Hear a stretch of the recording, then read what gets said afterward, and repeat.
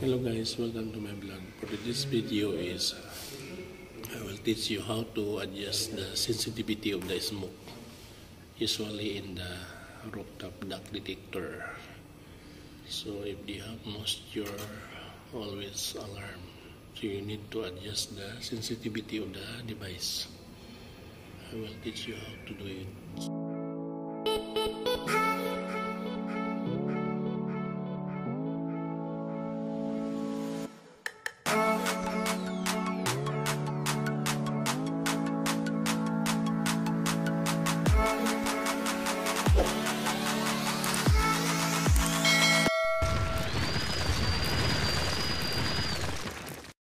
So you can go menu,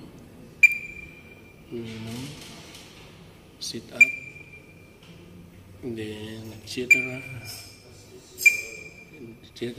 Sit up, then device. For example, device number 6, then loop 1, then foot state number 9. 9 is you would normally reduce the sensitivity of the device in 9, so not too much sensitive in during humidity. Usually in duct detector, always alarm during humidity, because the duct is in the rooftop. You have hot and cold. Then state 15.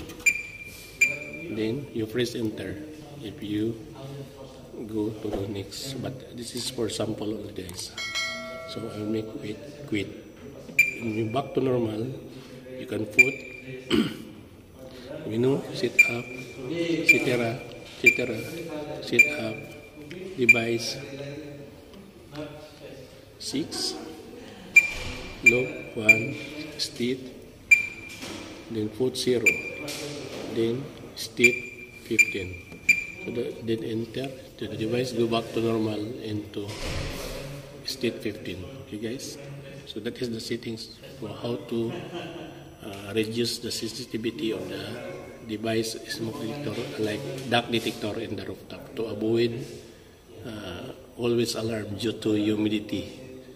So state 9, you put state 9, then the device is adjust the sensitivity to 9, not 15.